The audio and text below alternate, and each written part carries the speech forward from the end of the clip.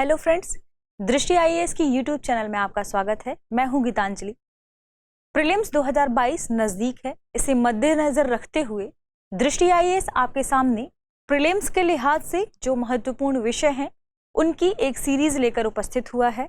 इसमें हम पिछले एक साल के वे कौन से महत्वपूर्ण घटनाक्रम थे और महत्वपूर्ण खबरें थीं यानी करंट अफेयर्स पर चर्चा करेंगे।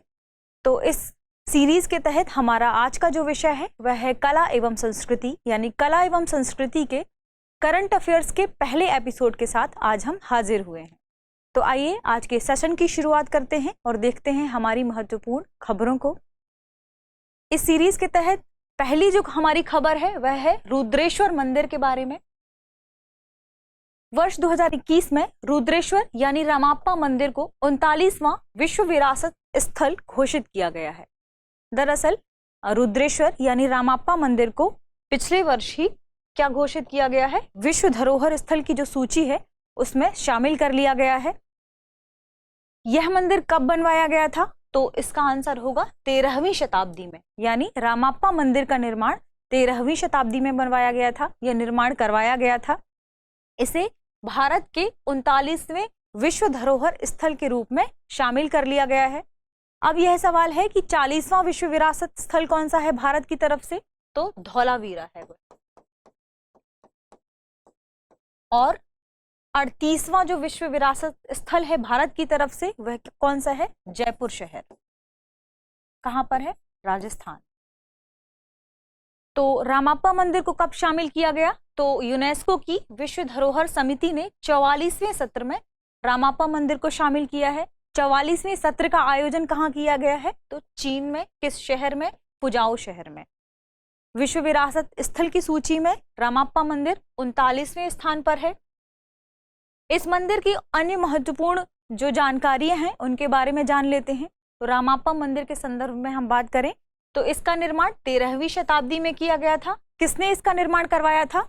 तो काकतीय राजा गणपति देव जी थे, उनके एक सेनापति थे रेचारला रुद्र।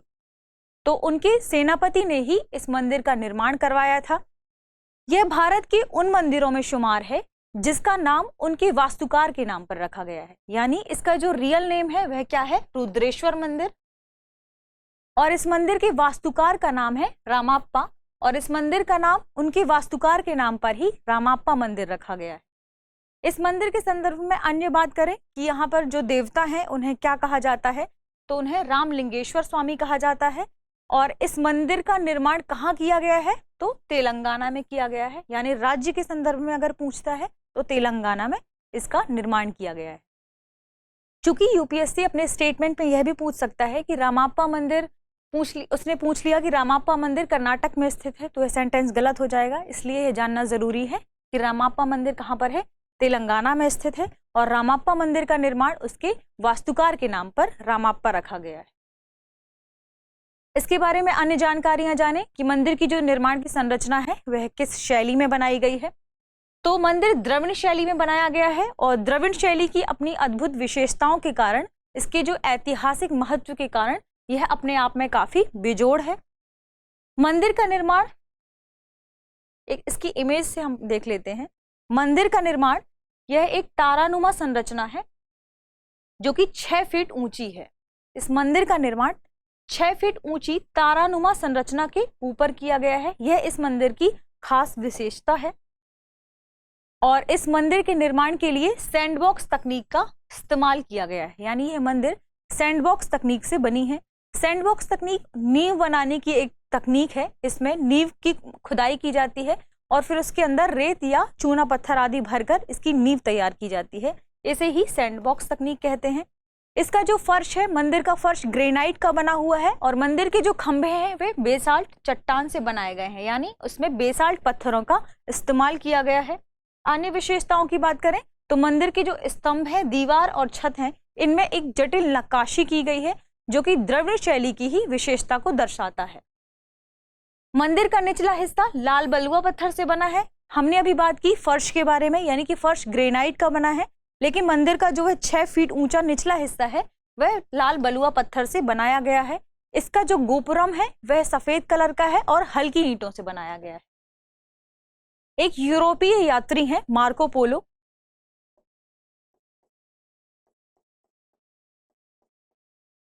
मार्को पोलो ने रुद्रेश्वर मंदिर को क्या कहा है? उन्होंने कहा है कि रुद्रेश्वर मंदिर दक्कन के मध्ययुगीन मंदिरों की आकाश गंगा में एक चमकीला तारा है। यानी कि जो द्रविड़ शैली में बनाए हुए मंदिर हैं या बनाए गए मंदिर हैं, उनके संदर्भ में यह बात कही उन्होंने कि रुद्रेश्वर मंदिर अपने आप में उस आकाश गंगा का एक चमकीला तारा है, यानी कि एक महत्वपूर्ण विशेषता को लेकर इसे देखा जा रहा है।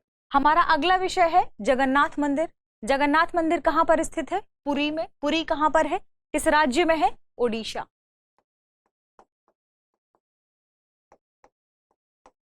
अब जगन्नाथ मंदिर क्यों चर्चा में था? तो भारतीय पुरातत्व सर्वेक्षण ने जो जगन्नाथ मंदिर में एक परियोजना चल रही है, कौन सी परियोजना? उसकी परिक्रमा परियोजना, यानी मंदिर के सौंदर्यीकरण के लिए एक विशाल परियोजना का निर्माण किया जा रहा है। उसे श्री मंदिर परिक्रमा परियोजना कहा जा रहा है। इस मंदिर के निर्माण के लिए भारतीय पुरातत्व सर्वेक्षण ने अपनी कुछ सलाह दी है कि इसमें कुछ बदलाव किए जाने चाहिए, इसके बाद यह मंदिर अपने आप में काफी सही बनेगा। तो इसलिए यह मंदिर काफी चर्चा में था। जगन्नाथपुरी के मंदिर के बारे में यदि हम अन्य जानकारियां जानें तो यह हिंदुओं के लिए पवित्र 4 धामों में से एक है। हिंदू धर्म में 4 धामों का बहुत महत्व है, जिसमें बद्रीनाथ, द्वारका, पुरी और रामेश्वरम शामिल है। इन चारों ही धामों में से एक कौन सा है? पुरी का जगन्नाथ मंदिर। इसलिए यह मंदिर काफी महत्वपूर्ण हो जाता है और हाल ही में मंदिरों को लेकर एक अंतर्राष्ट्रीय सम्मेलन भी आयोजित किया गया था। इसलिए मंदिर इस बार परीक्षा में काफी महत्वपूर्ण हो जाते हैं। यह पुरी का जगन्नाथ मंदिर है, जिसकी तस्वीर हमने आपको दिखाई है, और यह है श्री मंदिर की परिक्रमा परियोजना। यानी कि इस मंदिर को इस परियोजना के तहत विकसित किया जा रहा है कि इसके चारों तरफ ऐसे नए निर्माण कार्य किए जाएंगे और इसे और भव्य और सुंदर बनाया जाएगा। जगन्नाथ मंदिर की अन्य विशेषताओं की तरफ देखें या जानें कि इस मंदिर का निर्माण किसने करवाया था। तो जगन्नाथ मंदिर का जो मुख्य मंदिर बनवाया गया था शुरू में, उस मंदिर का निर्माण गंग राजवंश के राजा अनंत बर्मन द्वारा करवाया गया था। उनका नाम क्या था? अनंत बर्मन चोडगंगा देव। इन्होंने ही इस मंदिर की शुरुआती नींव रखी थी। इन्होंने इस मंदिर का निर्माण कार्य शुरू किया था। फिर 1230 ईस्वी में अनंग भीम तृतीय द्वारा अन्य निर्माण कार्य करके इस मंदिर का निर्माण कार्य पूरा कराया गया। अन्य विशेषताओं की बात कहें तो यह भारत का प्रमुख वैष्णव मंदिर में से एक है। यानी भारत में जो भी वैष्णव मंदिर हैं उनमें से एक ये काफी महत्व रखता है। इसमें भगवान कृष्ण को जगन्नाथ के रूप में पूजा जाता है। इसमें भगवान कृष्ण को किस रूप में पूजा जाता है? जगन्नाथ के रूप में। यह मंदिर यमनिका तीर्थ और श्वेत शिवालय के रूप में प्रसिद्ध है। इसे यमनिका तीर्थ क्यों कहा जाता है? तो लोगों की मान्यता है कि भगवान जगन्नाथ के सामने स्वयं मृत्यु के देवता यम की भी अपनी शक्तियां यहाँ आकर समाप्त हो जाती हैं, इसलिए इसे यमनिका तीर्थ कहा गया है। श्वेत शिवालय क्यों कहा गया है? तो शुरुआती दिनों में जो जगन्नाथ मंदिर बनाया गया था वह सफेद कलर का था, और जब ओडिशा के तट से कोई जहाज वहां से गुजरता था तो उसका इस्तेमाल वे एक दिशा सूचक के रूप में किया करते थे, इसलिए इसे वे श्वेत शिवालय कहते थे, यानी व्हाइट पगोडा।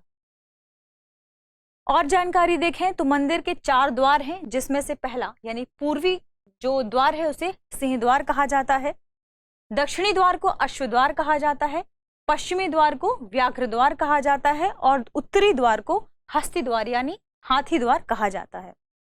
इस मंदिर में भगवान जगन्नाथ यानी श्री कृष्ण, उनकी बहन सुभद्रा और भाई बलभद्र, इन तीनों की मूर्तियों को एक रत्नावेदी नामक मंच है उसमें स्थापित किया गया है।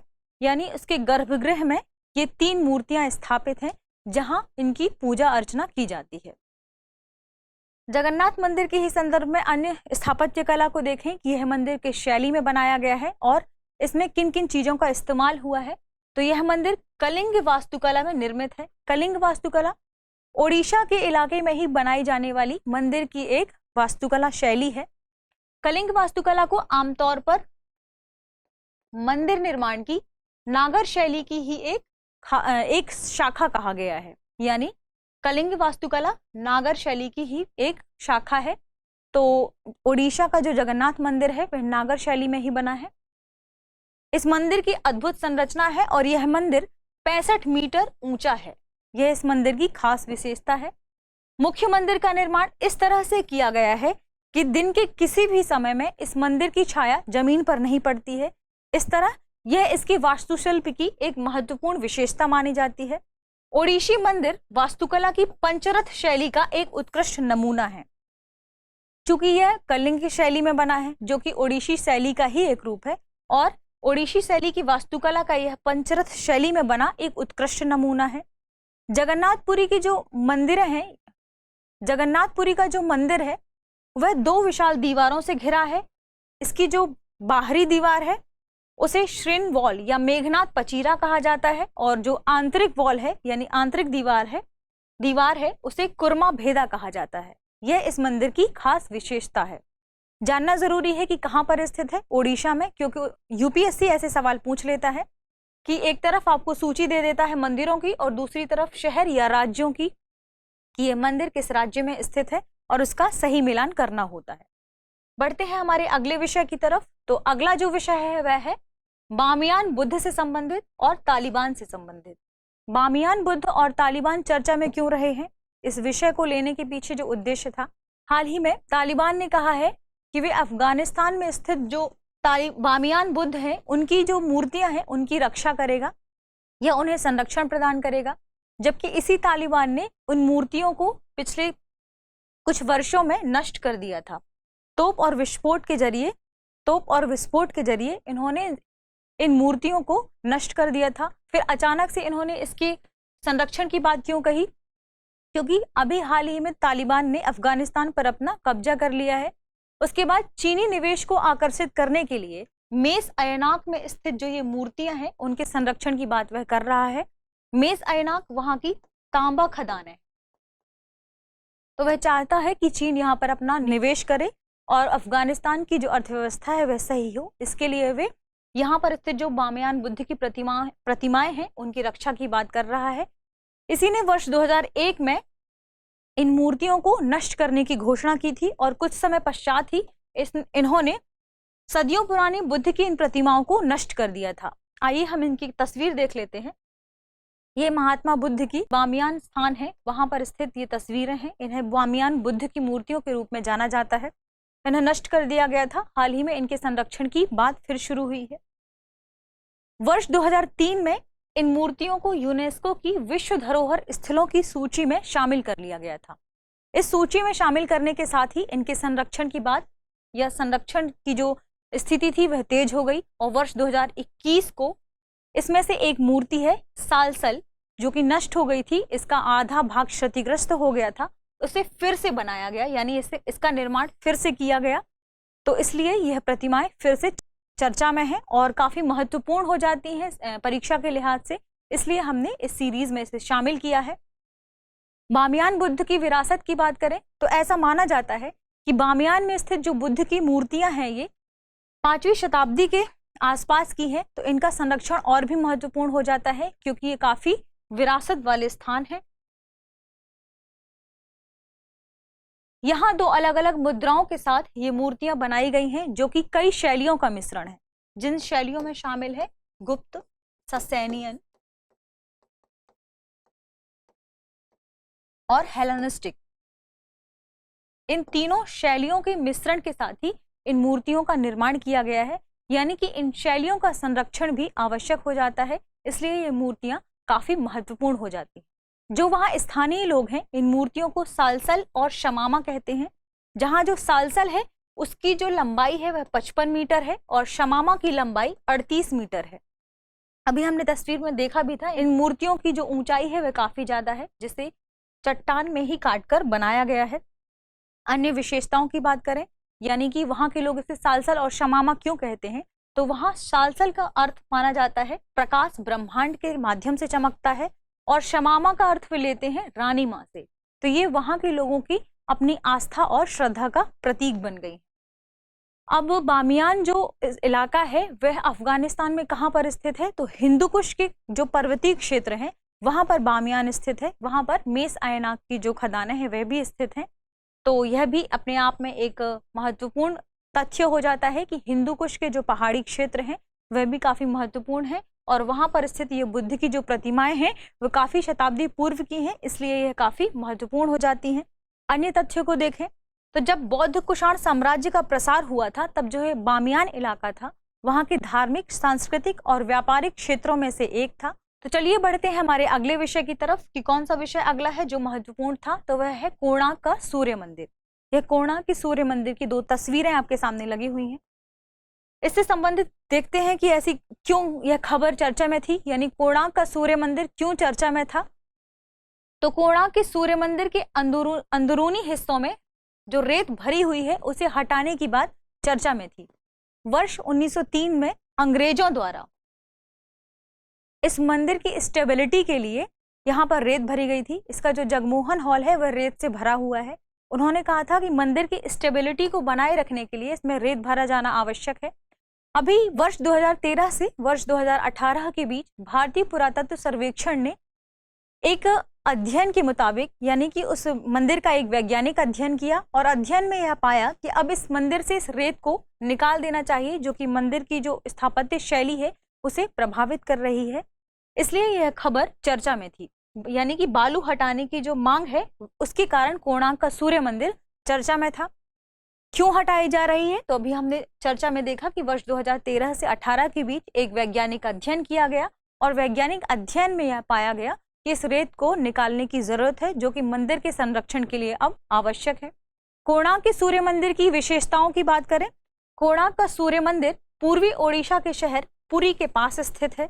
इसका निर्माण किसने करवाया था, तो नरसिंह देव प्रथम द्वारा 13वीं शताब्दी में इस मंदिर का निर्माण करवाया गया, यानी कि मंदिर 13वीं शताब्दी का बना हुआ है। और किसने निर्माण करवाया था, नरसिंह देव प्रथम द्वारा। यह गंगवंश के वैभव, स्थापत्य और उनकी जो प्रमुख शैलियां थी उनके ऐतिहासिक परिवेश का परिचायक है, इसलिए यह मंदिर काफी महत्वपूर्ण है। मंदिर एक विशाल रथ के आकार का है और यह सूर्य भगवान को समर्पित किया गया है। शैली की बात करें कि यह मंदिर किस शैली में बनाया गया है, तो कोणार्क का जो सूर्य मंदिर है वह ओडिसी शैली में बनाया गया है, जो कि नागर शैली की ही एक उपशैली है। और इसको वर्ष 1984 में इसे यूनेस्को द्वारा विश्व धरोहर स्थल घोषित किया गया है। सूर्य मंदिर की जो खास विशेषताएं हैं वह उस मंदिर में बनाई दोनों तरफ 12 पहियों की जो आकृति है वह है। तो वहाँ के लोगों की मान्यता है कि ये जो दोनों तरफ 12-12 पहिए बने हुए हैं ये वर्ष के 12 माह का प्रतीक है। और कुछ लोगों का यह भी मानना है कि 12-12 24 जो पहिए हैं ये एक दिन के 24 घंटों का प्रतीक है। तो यह इस मंदिर की विशेषता है। यहाँ बने 7 घोड़े यहाँ 7 सप्ताह का प्रतीक माना जाता है। इसे ब्लैक पगोडा के नाम से जाना जाता है, यानी यह मंदिर ब्लैक पगोडा के नाम से मशहूर है। ओडिसी तट से गुजरने वाली नाव को यह मंदिर तट की ओर आकर्षित करता था और नष्ट कर देता था, ऐसे लोगों की मान्यता है। इस वजह से इसे ब्लैक पगोडा कहा जाता है। हमारा अगला विषय है देवयतनाम मंदिर स्थापत्य। तो अभी हाल ही में जो भारत के मंदिर हैं उनकी स्थापत्य शैली को लेकर एक सम्मेलन आयोजित किया गया है। यह अंतर्राष्ट्रीय सम्मेलन था। इसका आयोजन कहाँ किया गया था, हम्पी में। अभी बीते फरवरी में इसका आयोजन किया गया था। इस सम्मेलन का नाम रखा गया था देवयतनाम, या कहीं कहीं आपको देवायतनम भी मिल सकता है। इस सम्मेलन में भारतीय प्रधानमंत्री ने बेलूर और सोमनाथपुर के जो होयसल मंदिर हैं उनको विश्व विरासत स्थल की सूची में शामिल करने का प्रस्ताव दिया है। तो आइए हम चर्चा करते हैं कि इस देवयतनाम जो सम्मेलन आयोजित किया गया था इसमें क्या क्या खबरें महत्वपूर्ण हैं और किन चीजों पर अधिक चर्चा की गई थी। तो इस सम्मेलन में भारत के दक्षिण भारत के सभी मंदिरों की जो खासियतें हैं उन पर चर्चा की गई थी। हालांकि सभी मंदिरों का इसमें उल्लेख किया गया है, लेकिन सम्मेलन का जो मुख्य बिंदु था वह दक्षिण भारत के मंदिर पर केंद्रित था, यानी द्रविड़ शैली में बनाए गए मंदिर ही इस सम्मेलन की मुख्य विशेषता थी। जिसमें कौन से मंदिर थे, बेलूर और सोमनाथपुर, ये जो कि किस शैली में बनाए गए थे, होयसल शैली में, और ये होयसल मंदिरों के नाम से प्रसिद्ध हैं। अब इन मंदिरों के बारे में जान लेते हैं, क्योंकि इस सम्मेलन में इन मंदिर पर चर्चा की गई है तो ये मंदिर अपने आप में इस बार की जो परीक्षा है उनके लिए महत्वपूर्ण हो जाते हैं। होयसल मंदिर समूह का फैलाव मुख्यतः कर्नाटक के पश्चिमी और मध्य हिस्से में है। इनका निर्माण कब किया गया था, 11वीं से 14वीं शताब्दी के बीच इनका निर्माण किया गया। हालांकि इनका निर्माण दक्कन के इलाकों में किया गया है, तो यहाँ पर अन्य मंदिर भी बनवाए गए थे, लेकिन 11वीं से 14वीं शताब्दी के बीच ये मंदिर अपने आप में काफी प्रसिद्ध थे और महत्वपूर्ण मंदिर माने जाते थे।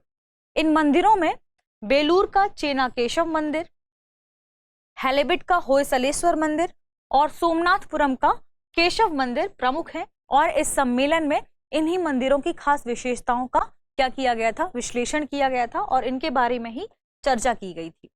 होयसल शैली के साथ साथ ये मंदिर चालुक्य शैली में भी बनाए गए हैं। हालांकि मुख्यतः इसमें जो शैली इस्तेमाल की गई थी वह होयसल शैली थी, लेकिन इसके साथ साथ इसमें चालुक्य शैली का भी इस्तेमाल किया गया है। आमतौर पर जो मंदिर है वह भगवान शिव और विष्णु को समर्पित हैं।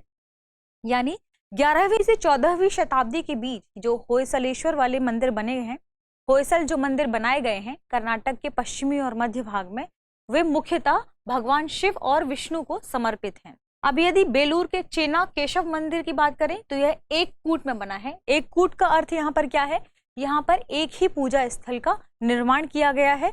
जबकि हैलेबिट के यदि होयसलेश्वर और संत सलेश्वर मंदिरों की बात करें तो वे द्विकूट में बने हैं। द्विकूट यानी यहाँ पर एक मंदिर में दो पूजा स्थल बनाए गए हैं, इसलिए यह मंदिर प्रसिद्ध हैं। एक मंदिर क्यों प्रसिद्ध है, चेना केशव मंदिर क्यों प्रसिद्ध है, अपनी एक ही पूजा स्थल के लिए। और संत सलेश्वर और होयसलेश्वर मंदिर क्यों प्रसिद्ध है, अपनी द्विकूट यानी एक मंदिर में दो पूजा स्थलों के लिए ये मंदिर प्रसिद्ध हैं। अन्य विषयों को देखें तो इस बार हमने इस सीरीज में भगवान शिव से संबंधित उत्तर भारत से दक्षिण भारत तक जो भी महत्वपूर्ण मंदिर हैं उन्हें शामिल किया है। तो आइए उस पर चर्चा करते हैं। क्षेत्रवार के हिसाब से हमने इन मंदिरों को 3 भागों में डिवाइड किया है। पहला होगा उत्तर और उत्तर पूर्व भारत के शिव मंदिर, दूसरा होगा मध्य एवं पश्चिम भारत के शिव मंदिर और तीसरा जो हमारी श्रेणी होगी क्षेत्र के हिसाब से वह दक्षिण भारत के शिव मंदिर होंगे। इसमें हमने खास या प्रमुख शिव मंदिर ही शामिल किए हैं। तो आइए एक सामान्य परिचय जान लेते हैं। पहले हिंदू धर्म के प्रमुख संप्रदायों में से एक शैव संप्रदाय है।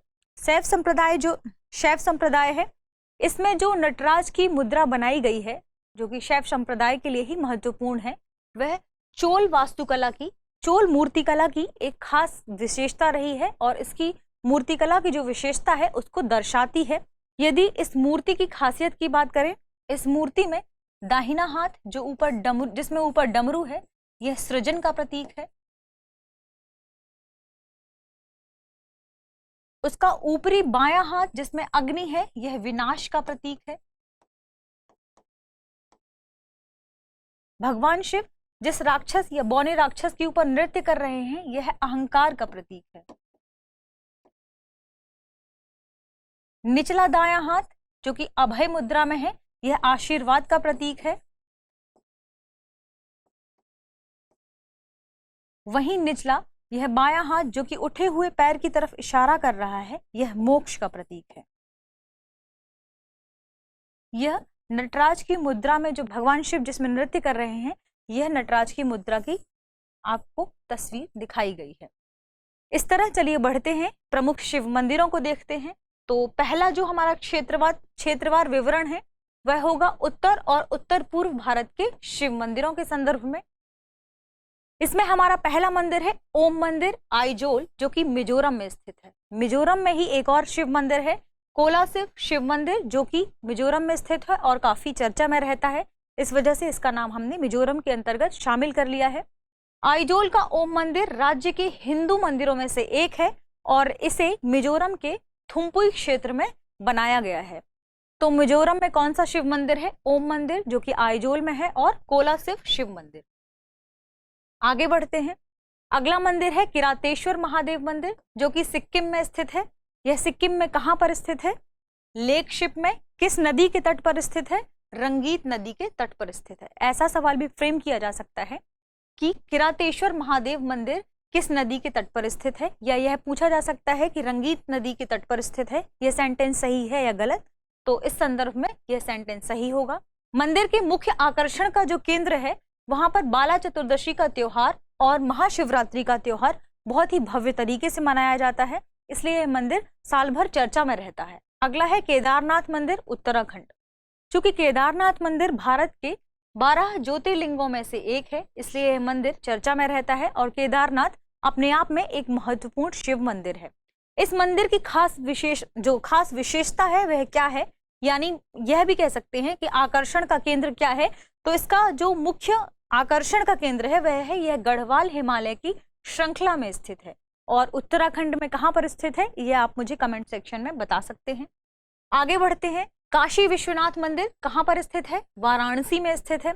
अभी हाल ही में प्रधानमंत्री इस मंदिर में विजिट करने गए थे, इसलिए भी यह मंदिर चर्चा में है और खबरों में होने की वजह से यह महत्वपूर्ण हो जाता है। तो यह भारत के सबसे प्रसिद्ध शिव मंदिरों में से एक है। यह भगवान शिव को समर्पित मंदिर है और इसे भगवान शिव को समर्पित स्वर्ण मंदिर के रूप में भी जाना जाता है। इसके गर्भगृह की दीवारों को सोने से मढ़ा गया है, इस वजह से यह भगवान शिव के लिए समर्पित स्वर्ण मंदिर माना जा रहा है। इसका निर्माण और विकास 1780 ईस्वी में मराठा साम्राज्य की जो उस समय महारानी थी, इंदौर की जो महारानी थी, कौन? अहिल्याबाई होलकर। इसका निर्माण अहिल्याबाई होलकर द्वारा करवाया गया था और अभी हाल ही में इसका फिर से पुनर्निर्माण किया जा रहा है। इसे नदी के तट से जोड़ने के लिए एक कॉरिडोर बनाया जा रहा है, इसलिए काशी विश्वनाथ मंदिर फिर से चर्चा में है। आगे बढ़ते हैं, तारकेश्वर शिव मंदिर पश्चिम बंगाल। पश्चिम बंगाल में भी एक प्रसिद्ध शिव मंदिर है, उसका नाम है तारकेश्वर शिव मंदिर। इसे बाबा तारकनाथ मंदिर के नाम से भी जाना जाता है। यह इस मंदिर पर स्थापित लिंग की तस्वीर आपके सामने है और यह है पश्चिम बंगाल की भित्ति चित्र को दर्शाती हुई एक तस्वीर। क्योंकि इस मंदिर में पश्चिम बंगाल की जो भित्ति चित्र है उसको भी बनाया गया है, जो इस मंदिर की खास विशेषता है। जान लेते हैं इसकी कुछ और तथ्यों के बारे में। तो यहाँ शिव के शायंबू लिंग की पूजा की जाती है। इस मंदिर का निर्माण किसने करवाया था? राजा भरमल्ला द्वारा करवाया गया था। कब करवाया गया था? 18वीं शताब्दी में करवाया गया था। ये इसके प्रमुख तथ्य हैं जो आपके लिए जानना जरूरी है। मंदिर में बंगाल की वास्तुकला को दर्शाते जटिल नक्काशी और सुंदर भित्ति चित्र प्रदर्शित किए गए हैं, जो कि अभी आपने तस्वीर में देखा। यह बंगाल की प्रमुख भित्ति चित्र की विशेषताएं हैं। बढ़ते हैं अगले विषय की तरफ। तो अगला क्षेत्रवार विवरण है पश्चिम और मध्य भारत के शिव मंदिर, जिसमें से एक मंदिर आपके सामने यह प्रस्तुत किया गया है। यह कंदरिया महादेव का मंदिर है, जो कहाँ पर स्थित है? खजुराहो में स्थित है। यह काफी महत्वपूर्ण है। यूपीएससी ने इससे पहले इस मंदिर में एक प्रश्न भी फ्रेम किया था। तो आइए जानते हैं कौन सा मंदिर है। कंदरिया महादेव मंदिर कहाँ पर स्थित है? खजुराहो में। खजुराहो किस राज्य में स्थित है? मध्य प्रदेश में।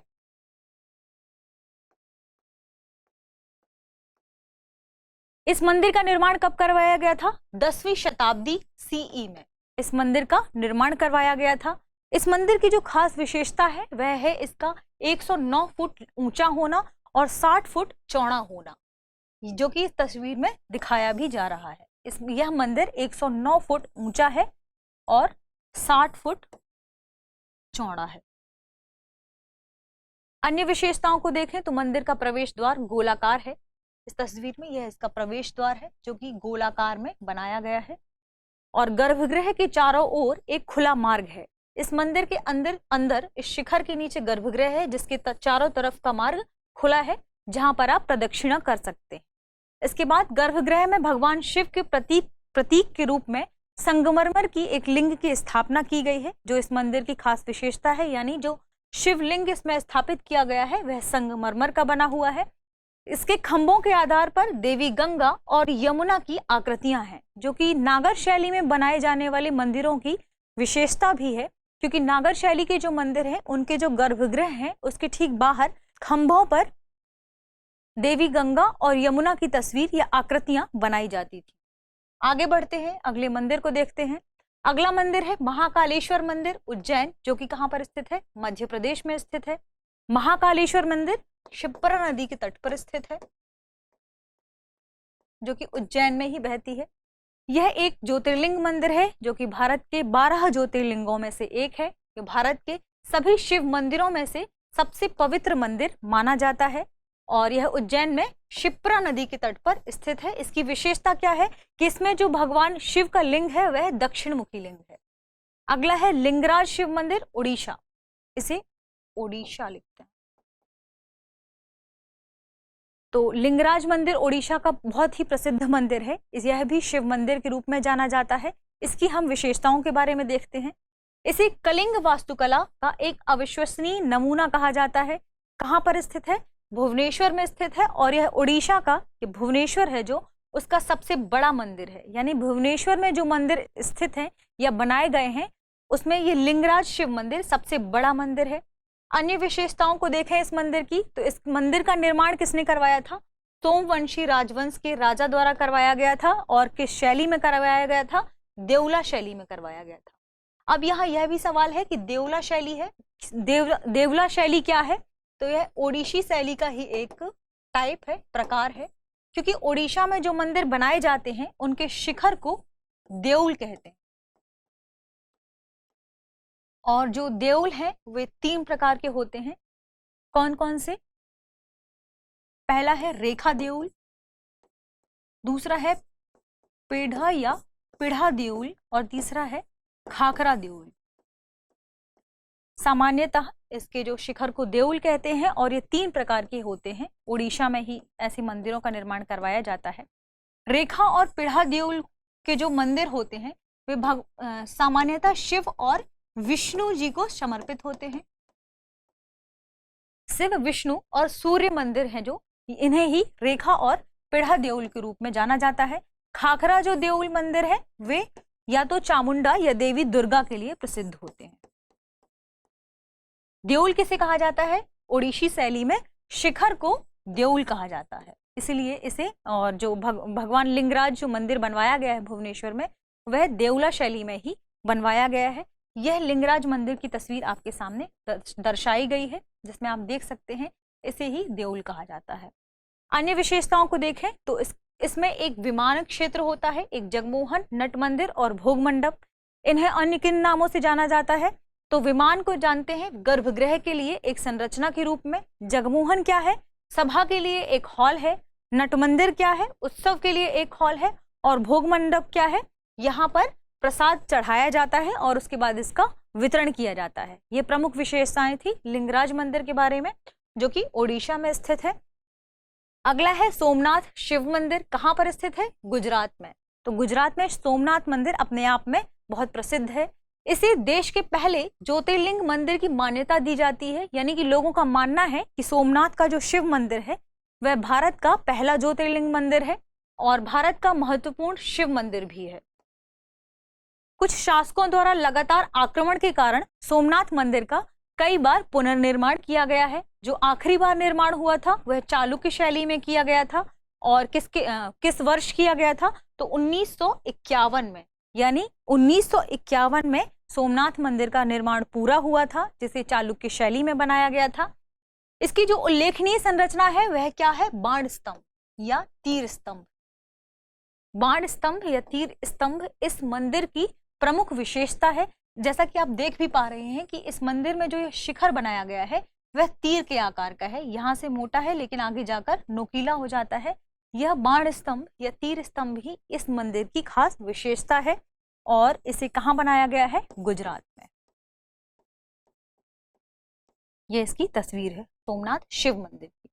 आगे बढ़ते हैं और अन्य मंदिरों की तरफ देखें तो त्र्यंबकेश्वर शिव मंदिर कहाँ पर स्थित है? महाराष्ट्र में स्थित है। तो महाराष्ट्र में कहाँ पर स्थित है? नासिक जिले में स्थित है। यानी कि त्र्यंबकेश्वर मंदिर कहाँ है? नासिक जिले में। कहाँ पर? त्र्यंबक शहर में। त्र्यंबक शहर कहाँ पर है? नासिक जिले में स्थित है। और यहाँ पर कौन सी नदी का उद्गम माना जाता है? गोदावरी नदी का उद्गम माना जाता है। ये सभी तथ्य इस मंदिर के आसपास के हैं, इसलिए हमारे लिए यह जानना महत्वपूर्ण हो जाता है। इसका जो वर्तमान मंदिर है यानी कि त्र्यंबकेश्वर जो शिव मंदिर है, इसके वर्तमान मंदिर का निर्माण किसने करवाया था? पेशवा बालाजी बाजीराव द्वारा इसके जो वर्तमान मंदिर है उसका निर्माण करवाया गया था। इसका जो निर्माण है बेसाल्ट से किया गया है। बेसाल्ट चट्टान जो होती है उन्हीं पत्थरों से, उन्हीं बेसाल्ट चट्टानों से इसका निर्माण किया गया था। और इसलिए इसका कलर आप देख सकते हैं, क्योंकि बेसाल्ट जो चट्टानें होती हैं उनका कलर काफी डार्क और काला काला होता है। इस वजह से इस मंदिर का कलर भी आप देख पा रहे हैं कि काफी काला काला आपको दिखाई दे रहा होगा। कौन सा मंदिर है ये? त्र्यंबकेश्वर शिव। कहाँ पर है? महाराष्ट्र। अन्य मंदिरों की तरफ देखें। अगला है कैलाश मंदिर। कहाँ पर स्थित है? महाराष्ट्र में। तो ये एक सीरीज चली आ रही है। एक आपने देखा त्र्यंबकेश्वर शिव मंदिर, अगला है कैलाश मंदिर, कहाँ पर स्थित, महाराष्ट्र में। तो महाराष्ट्र में जो कैलाश मंदिर स्थित है वह एलोरा में मौजूद 34 मंदिरों में से एक है। यानी आप देख पा रहे हैं यह तस्वीर एलोरा में मौजूद जो भी मंदिर है उनकी है। इसमें से एक है कैलाश शिव मंदिर, और इस एलोरा की गुफा में ही एक मेगालिथ भी बनाया गया है, और इस मंदिर को रॉक कट मंदिर भी कहा जाता है। एकाश में यानी एक ही चट्टान से काटकर बनाया गया मंदिर रॉक कट मंदिर, और यहाँ पर एक बड़ा मेगालिथ भी है। यह इस मंदिर की खास विशेषता है। इसके आसपास की ये अन्य तथ्य थे जो आपके लिए जानना जरूरी है। इसके बाद यह भी पूछा जा सकता है कि किस शैली में बनाया गया है, तो राष्ट्रकूट जो वास्तुकला है उसी शैली के द्वारा इस मंदिर का निर्माण करवाया गया है। अन्य तथ्यों की तरफ देखें, अन्य मंदिर देखते हैं। अगला जो क्षेत्रवार विवरण है वह है दक्षिण भारत के शिव मंदिर। यानी कि अब हम किन मंदिरों की चर्चा करेंगे, दक्षिण भारत में स्थित। दक्षिण भारत में सामान्यतः कौन सी शैली जानी जाती है, द्रविड़ शैली। यानी मंदिर निर्माण की द्रविड़ शैली दक्षिण भारत में पाई जाती है।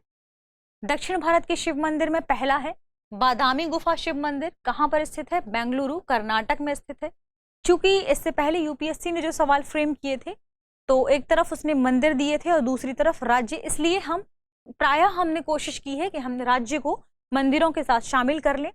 तो बादामी गुफा शिव मंदिर कहाँ पर है, इसकी जो गुफा 1 है, गुफा संख्या 1 है, वह भगवान शिव का मंदिर इसमें बनाया गया है। इसमें भगवान शिव का मंदिर है, यानी भगवान शिव को समर्पित किया गया है। इसकी मूर्ति में 18 हाथों वाली नटराज की मूर्ति बनाई गई है, यानी नटराज की मूर्ति बनाई गई है, जिसे आप इस तस्वीर में देख सकते हैं।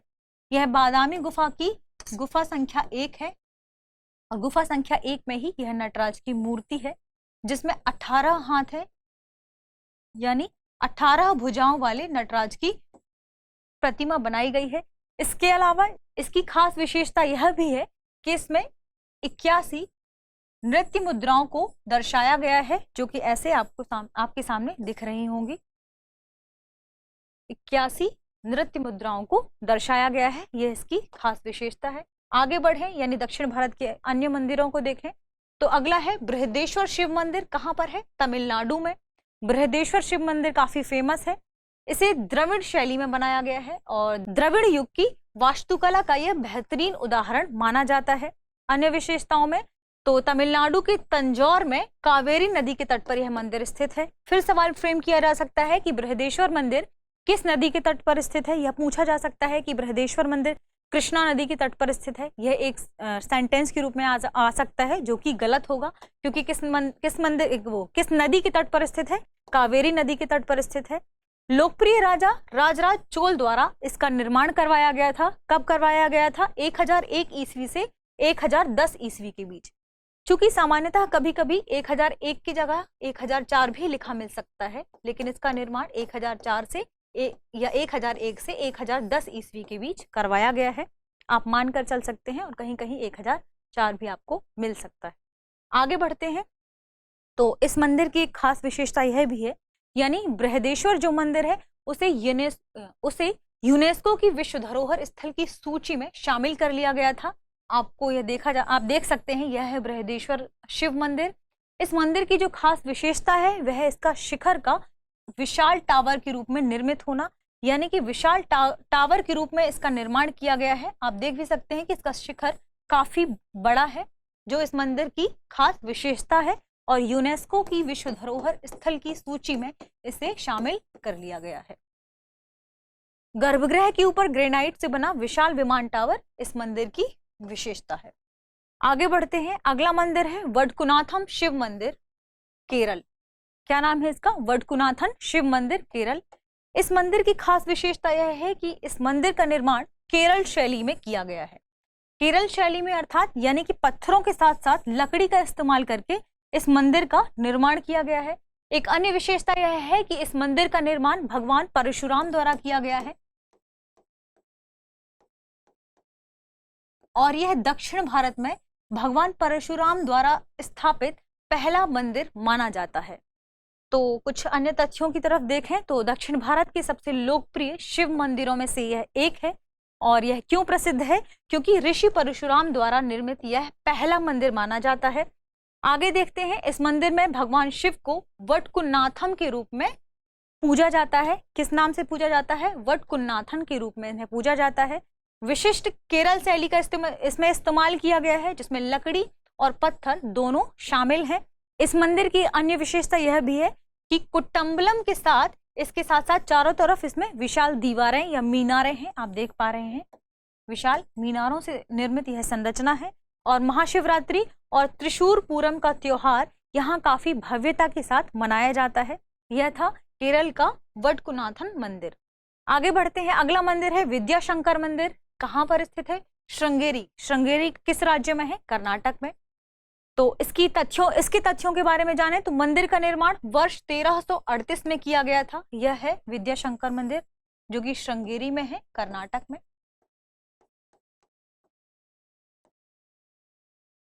इस मंदिर का जो निर्माण है वह होयसल शैली में किया गया है। होयसल शैली के मंदिर इस बार वैसे भी महत्वपूर्ण है, क्योंकि अभी हाल ही में जो सम्मेलन किया गया, अंतर्राष्ट्रीय सम्मेलन आयोजित हुआ मंदिर स्थापत्य पर, उसमें होयसल मंदिर पर ही खास रूप से चर्चा हुई है। तो यह मंदिर फिर महत्वपूर्ण हो जाता है। और इससे पहले भी यूपीएससी ने विद्याशंकर मंदिर के बारे में सवाल पूछा है। होयसल और चालुक्य यानी कि होयसल शैली और द्रविड़ स्थापत्य शैली का यह मिश्रण है। इसमें द्रविड़ स्थापत्य शैली के बारे में अभी हम जानेंगे।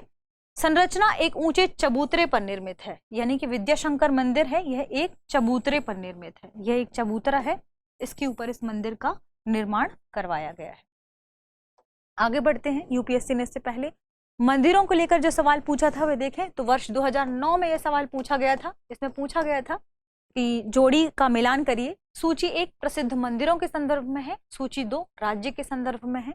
इसमें आपको 4 मंदिर दिए गए हैं और 4 राज्य जिनका आपको मिलान करना है।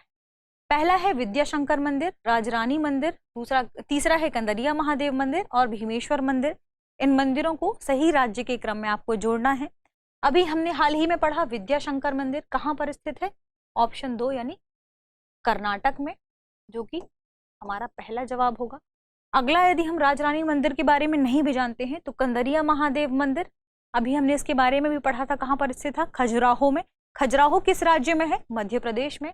तो इसका जवाब यही होगा, यानी कि तीसरा हमारा ऑलरेडी सही है। तो आइए हम ऑप्शन देख लेते हैं। ऑप्शन चूंकि अगर हम एक देखें तो 2 जगह आपको 2 मिलेगा, ए में भी और बी में भी। बस आपको देखना है ऑप्शन सी। ऑप्शन सी का सही जवाब 3 है और सी में 3 ऑप्शन ए में दिया हुआ है, यानी ऑप्शन ए इसका सही जवाब है। इस तरह बढ़ते हैं आगे, हम अन्य शिव मंदिरों को देखें तो विरूपाक्ष मंदिर अगला क्रम है। विरूपाक्ष मंदिर कहाँ पर स्थित है? हम्पी में स्थित है। जो हाल ही में मंदिर स्थापत्य पर सम्मेलन हुआ है वह कहाँ पर हुआ है? हम्पी में। तो इसलिए हम्पी भी इस बार महत्वपूर्ण हो जाता है पेपर के लिहाज से। तो विरूपाक्ष मंदिर का निर्माण कब किया गया था? 7वीं शताब्दी में, यानी 7वीं शताब्दी ईस्वी में इस मंदिर का निर्माण किया गया था। हम्पी में यह सबसे पुराना और प्रमुख मंदिर है। आपको इस मंदिर की तस्वीर यहाँ पर दिख रही है, यह हम्पी का विरूपाक्ष मंदिर है। विरूपाक्ष मंदिर पर भी सवाल फ्रेम किया गया है, जिसे हम आगे देखेंगे। विरूपाक्ष मंदिर है और यह मंदिर तुंगभद्रा नदी के तट पर स्थित है। इसे तुंगभद्रा लिखा है, तुंगभद्रा नदी के तट पर यह स्थित है और तुंगभद्रा नदी के दक्षिण तट पर स्थित है। इस पर जो सवाल फ्रेम किया गया है वह देखते हैं। तो वर्ष 2012 में सवाल फ्रेम किया गया था। पूछा गया था कि प्रसिद्ध विरूपाक्ष मंदिर कहाँ स्थित है? ऑप्शन से भद्राचलम, चिदम्बरम, हम्पी या श्रीकालाहस्ती। इसका सही जवाब होगा ऑप्शन सी, हम्पी। आगे बढ़ते हैं, क्योंकि अभी हमने हाल ही में पूरा जो सेशन था वह मंदिर निर्माण की शैली पर ही पढ़ा, मंदिरों पर ही पढ़ा। तो अब हम एक सामान्य परिचय देखते हैं मंदिर के बारे में कि मंदिर के कौन कौन से प्रमुख भाग होते हैं। तो यह आपको मंदिर की एक तस्वीर दिखाई गई है, जिसमें जो इस मंदिर में चढ़ने के लिए सीढ़ीनुमा संरचना होती है उसे पीठ कहते हैं, जो कि नागर शैली की प्रमुख विशेषता है। जबकि जो द्रविड़ शैली में मंदिर बनाए जाते हैं उनमें विशाल गोपुरम होता है। विशाल गोपुरम यानी गेट, प्रवेश द्वार, जो कि किसकी विशेषता है? द्रविड़ शैली के मंदिरों सामान्य रूप से ये छोटे छोटे गुंबदनुमा संरचना होती है, इसे अर्धमंडप कहा जाता है। उससे ऊंचा मंडप मंडप कहलाता है, उससे ऊंचा जो गुंबद है वह मंडप कहलाता है। और उसके बाद बीच में अंतराल यदि छूटा है तो यह दक्षिण भारत का मंदिर माना जाता है, यानी कि मंडप और गर्भगृह के बीच में यदि अंतराल है तो यह दक्षिण भारत के मंदिरों की सामान्य विशेषता है। फिर इसके बाद है गर्भगृह। गर्भगृह के ऊपर ही एक विशाल शिखर होता है। ये शिखर अगर हम दक्षिण भारत में देखें तो ऐसे विमानन के आकार में होते हैं, इसलिए द्रविड़ शैली को विमानन शैली भी कहा जाता है। फिर इस शिखर के ऊपर एक आमलक बनाया गया होता है। इस आमलक, यह आप आकृति देख सकते हैं, यह आमलक की आकृति है। और इसके बाद इसमें कलश की स्थापना की जाती है। नागर शैली में यहाँ पर एक ध्वज भी होता है। फिर चूंकि हमने सामान्य परिचय देखा मंदिरों के प्रमुख भाग के बारे में, क्योंकि पूरा सेशन मंदिर निर्माण की शैली पर था, तो आइए एक नजर डालते हैं मंदिर निर्माण की प्रमुख शैलियों पर कि कौन कौन सी प्रमुख शैलियां मंदिर निर्माण की पाई जाती हैं। तो मंदिर निर्माण की 3 शैलियां हैं जो मुख्य हैं। इसमें से एक पहली है नागर शैली, दूसरी है द्रविड़ शैली और तीसरी है बेसर शैली। दरअसल नागर और द्रविड़ शैली के मिक्स्ड मंदिर ही बेसर शैली के मंदिर कहलाते हैं। तो सामान्य रूप से जो नागर शैली होती है उसमें चढ़ने के लिए सीढ़ियां होती हैं, जिसके बारे में अभी हमने चर्चा की, उसे पीठ कहा जाता है। इसके बाद अर्धमंडप होते हैं, एक मंडप होता है, विशाल शिखर, के बाद आमलक और एक कलश। सामान्य रूप से यह नागर शैली के मंदिरों की विशेषता रही है। यहाँ गर्भगृह में भगवान या देवता स्थापित किए जाते हैं। इसके चारों तरफ प्रदक्षिणा पथ होता है। सामान्य रूप से वह छत विहीन होता है। हालांकि ऐसा भी पाया गया है कि कहीं कहीं छत होता है, कहीं कहीं छत नहीं होता है, किसमें, प्रदक्षिणा पथ में। नागर शैली की एक जो विशेषता है यह भी है कि इस मंदिर के चारों तरफ दीवार नहीं पाई जाती या अंदर कोई पोखरण या जल आदि की व्यवस्था नहीं होती है।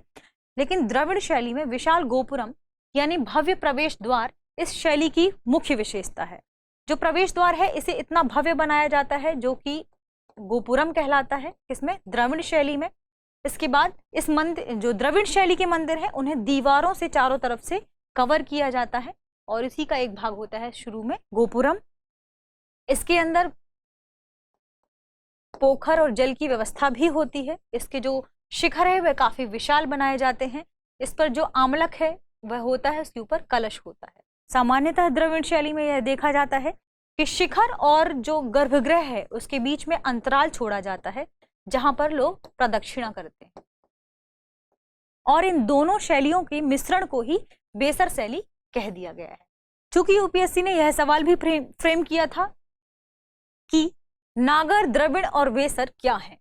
इस सवाल को उसने इससे पहले वर्ष 2009 में ही पूछा था कि नागर, द्रविड़ और बेसर क्या है, जिसमें उसने ऑप्शन दिए थे भारतीय उपमहाद्वीप के 3 मुख्य जातीय समूह, 3 मुख्य भाषा वर्ग, इसमें भारत की भाषाओं को विभक्त किया जा सकता है, भारतीय मंदिर वास्तुकला की 3 मुख्य शैलियां या भारत में प्रचलित 3 मुख्य संगीत घराने।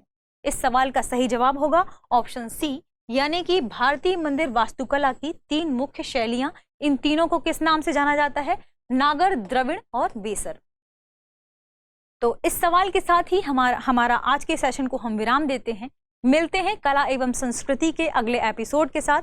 तब तक पढ़ते रहिए, रिवीजन करते रहिए। धन्यवाद।